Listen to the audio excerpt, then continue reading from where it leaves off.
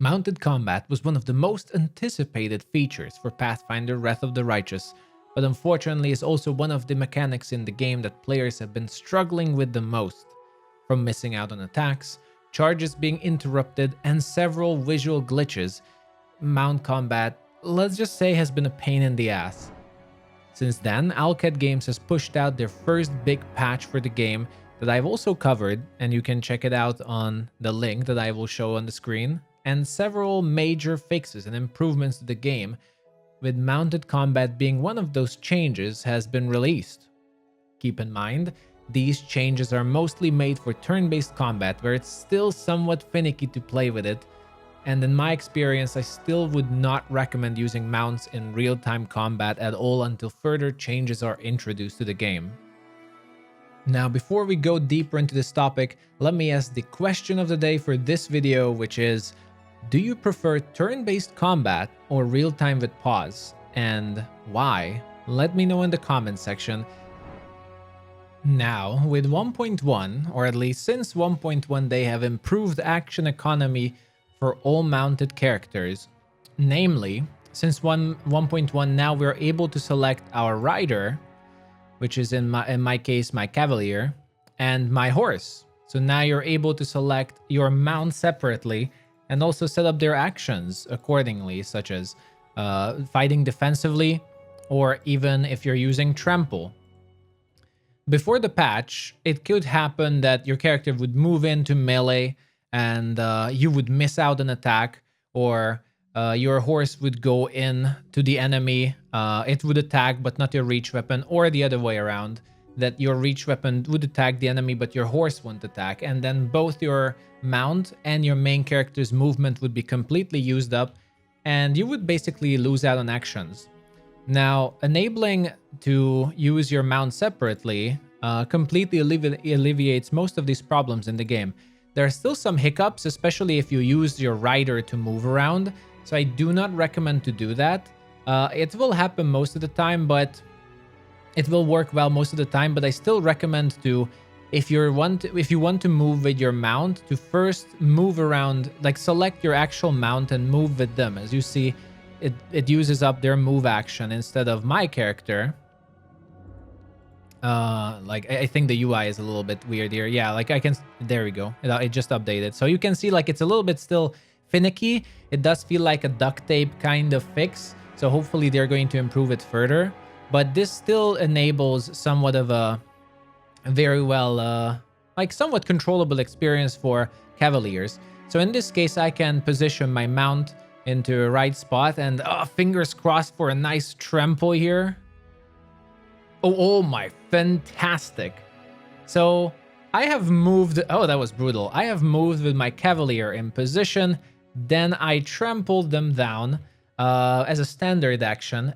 And if I now switch to my rider, as you can see, the Wrath, my Cavalier, still has his full round action and can attack twice, which shouldn't be needed, but still happens. So as you can see, your action economy is significantly improved, and you will be able to make sure that both your rider and your mount is going to be able to attack. This is very important, since before the patch, there could be issues that you attack with your rider and your mount would only attack once instead of 5 times in the case of a Smilodon. Now, as you can see, if you're fighting, then your bar is separated into the move action and standard action. And if you want to do a full round attack, then it changes to full round and uses up both of your action slots. Now, before the patch, what could happen is that, for example, you can only attack once, and a single attack counts as a standard action, but your mount would be able to do a full round attack and potentially have 3 to 5 attacks, 5 attacks like a Smilodon. But since you couldn't select your mount before, what would happen is that your rider could not do a full attack. So the game would still just count as a standard action, let's say like this. And if you attack like this, then your mount is going to lose out on attacks. And I think this bug should still happen right now if we're gonna check it out.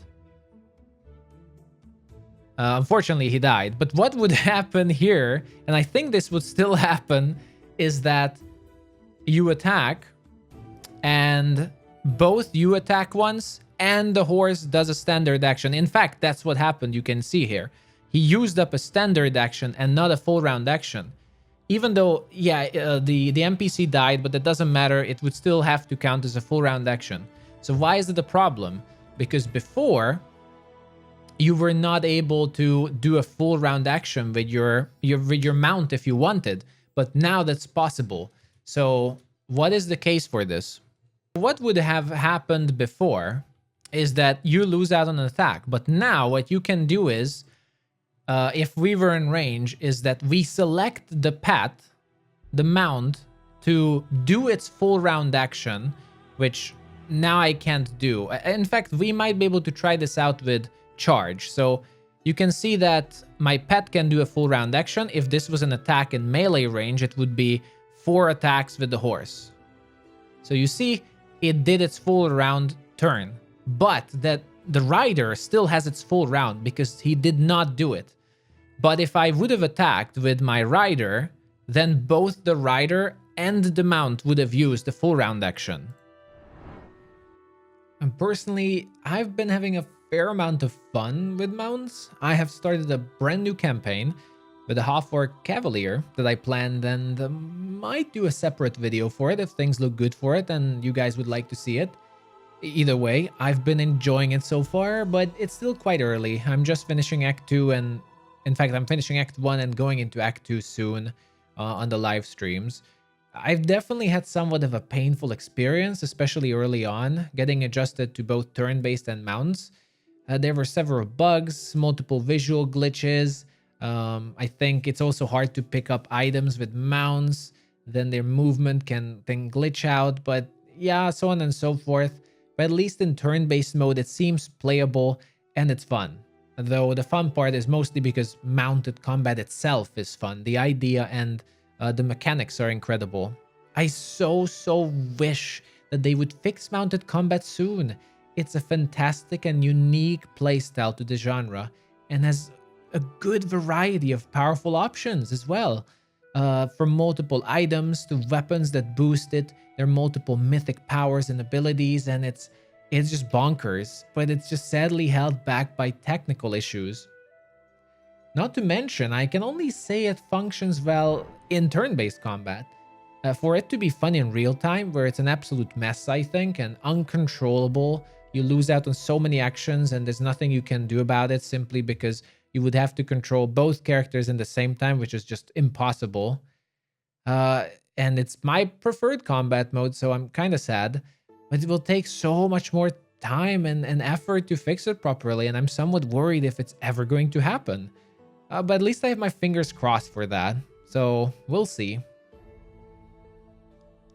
So far, we only had our first 1.1 big patch, and it already made big changes to the Crusade mode and to visuals, so fingers crossed that they will be able to introduce big changes to mounted combat and other parts of the game that feel fairly unfinished and left behind, especially later mythic paths, and some classes even.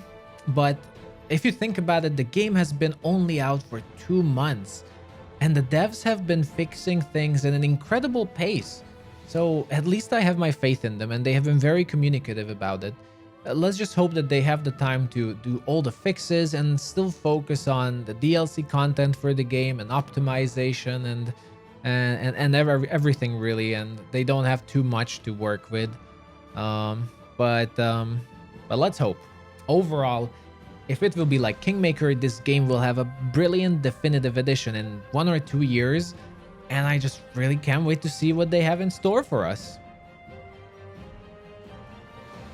Either way, that is all I thought for today for this video. I hope it helped you if you were on the fence if whether you want to start combat with mounted combat or a Cavalier. So I can already recommend you using it. Try it out. It can be fun, but make sure to stick to turn-based combat. Either way, everyone, thank you so much for watching. Thank you so much for the crazy love recently as well. The growth has been incredible here. So I will try my best to improve these videos and bring you the best content that I can. So thank you very much. And everyone, Hope you had a great Halloween. Happy Halloween, everyone. And I'll see you all next time.